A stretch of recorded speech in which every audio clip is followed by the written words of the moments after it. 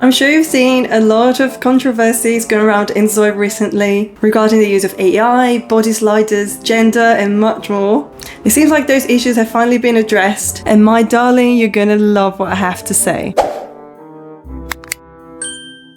Hi guys, welcome back to my channel. If you're new here, I'm Bloom and I love making videos about life simulation games. So if you like the type of content, please make sure to subscribe and to like this video. That helps my channel a lot. We're going to start this video talking about the most important thing, which is monetization and how they are going to monetize the game. It seems like the company Krafton itself addressed these issues with a Q&A. So I'm going to read the question to you and then we're going to discuss the answer. How do you and inZOI team feel about microtransactions and to what extent will it be part of the game? So what they said was, currently we don't have any concrete plans for microtransactions. Yay! We assume the game can be purchased via Steam at launch. So that means that it's not going to be free to play. You're going to have to buy the game off Steam. So Krafton owns PUBG, and if you're not familiar with that game, it's a shooter game that you have access to a lot of microtransactions inside the game, and that's how they make their money. I really hate that feeling when I'm playing a game and I feel like I'm missing out on things because I'm not buying stuff. I actually prefer to pay for the game and then pay for expansions instead of having hundreds of daily microtransactions being shown to me inside the game. And I think this is huge news because this is the first time that we are finally getting some sort of indication of how monetization is going to work. I believe the next major issue and the next major concern of players are about the use of AI, because a lot of people are worried that they're going to be like stealing artwork from artists. So this is the question: how to ensure that the AI in inZOI does not unintentionally draw inspiration from existing works of art and thereby potentially violate copyrights infringed by artists. So this is what they said. AI-generated images used by Krafton and inZOI are sourced from public domain and artists' consent, sent by them to Krafton. That's huge. That's huge. So I guess that's our worry about AI gone, right? Because what everyone's worried about is that they're going to steal actual work from people. They're actually going to use work that was sent by artists to them. So everything's going to be rightly sourced. And that wasn't all. In addition, we pay attention to this, that the results generated do not resemble existing works by other artists. And we are committed to do our best to avoid any concerns in this area. So that's another major issue resolved, because a lot of people were worried that if they created something using AI that looked like someone else's artwork, they could be sued for using that as an inspiration. But according to this, they are going to be careful to make sure that the AI does not generate anything that looks like other people's work. Okay, so now let's talk about diversity, gender, and all of those things. The question was, what measures are being taken to ensure that inZOI offers a diverse and inclusive gaming experience? Our goal is to create an environment in which everyone can enjoy the game comfortably. From Character Studio includes a diverse selection of ethnicities, appearances, sexual orientation, ages, and more. So each player can create a character that represents them.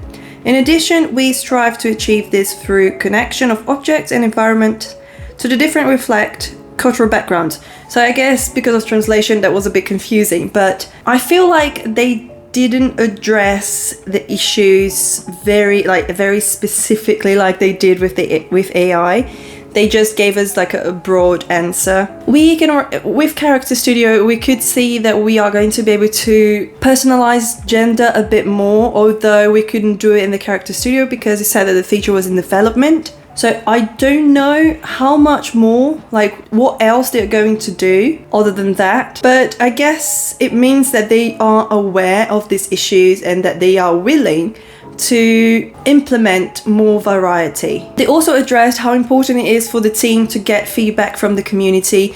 So for those of you who are hating on people that are pointing out bugs and things that could probably be improved, just know that inZOI, the team, the devs, they want feedback, okay? They want the game to be great, they want the game to be liked, they want people to enjoy the game, so they want to know what the community wants. They want feedback, and I think that's absolutely amazing.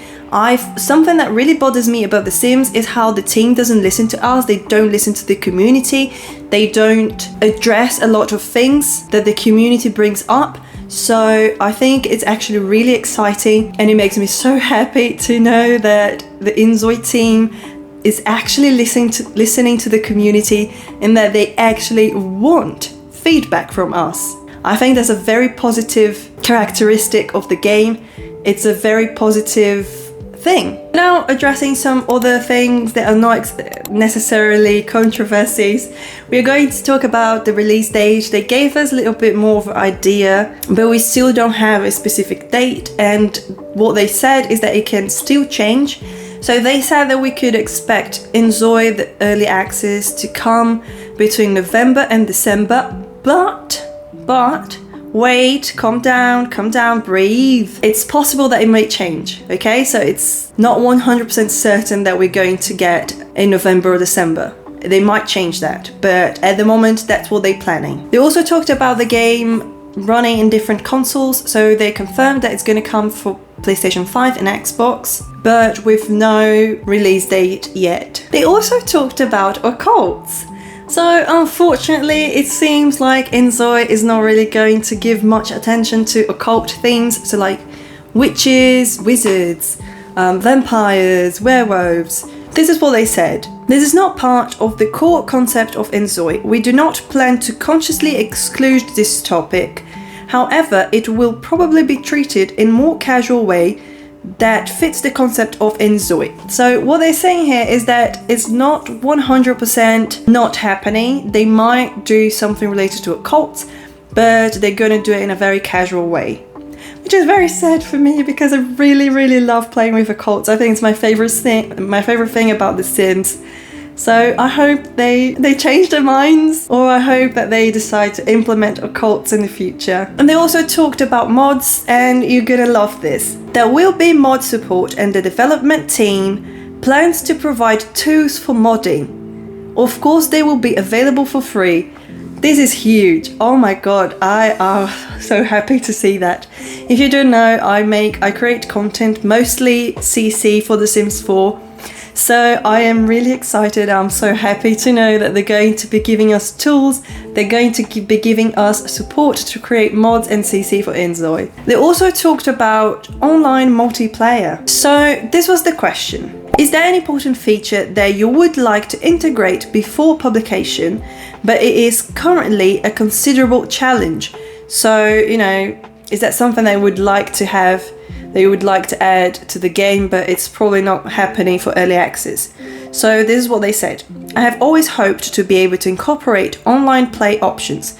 Not completely open, but the possibility of only inviting people you know to enjoy the game together. I also think modding and CC are essential and indispensable. So we don't know if we're going to have mods and CC support like straight from early access, and it seems like we might not be getting an online option too. I don't know if you're familiar with the game Disney Dreamlight Valley, but currently this is how the multiplayer works.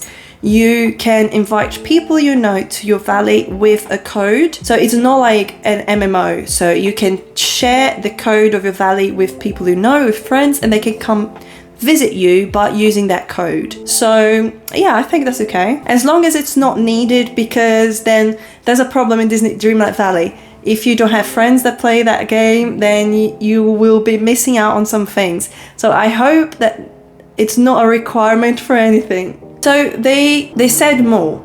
Currently we have no plans for multiplayer modes, but we have previously thought about limited multiplayer mode. We will carefully consider what kind of multiplayer experience would be possible and make a well-considered decision. So we are not getting multiplayer now. There's nothing concrete about this yet. It's something that they're still discussing.